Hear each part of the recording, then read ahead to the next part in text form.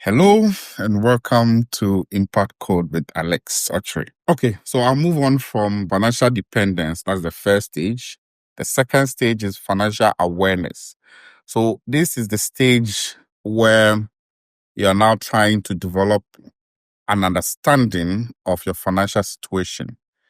Financial awareness is essential for making informed decisions and setting the foundation for your future financial success. So you're in the first stage where you are dependent. The second stage where you need to be aware, which is called the financial awareness phase or stage. At that stage, you need to evaluate your personal finances. You first need to be aware of where you are. You need to do an assessment of your income.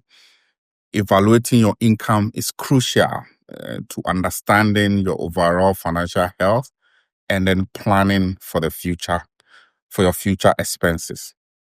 The second point is that you need to track your expenses. So tracking expenses will help you identify spending patterns and areas where savings can be made.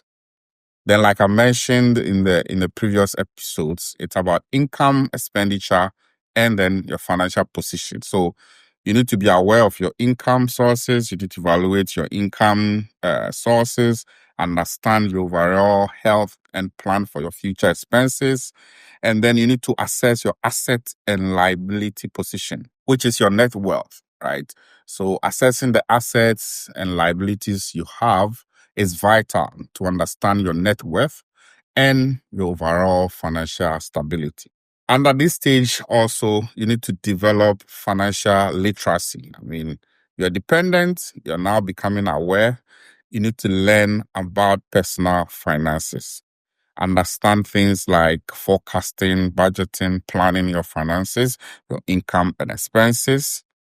It helps you to allocate resources effectively if you plan well, which will help you to meet your financial goals.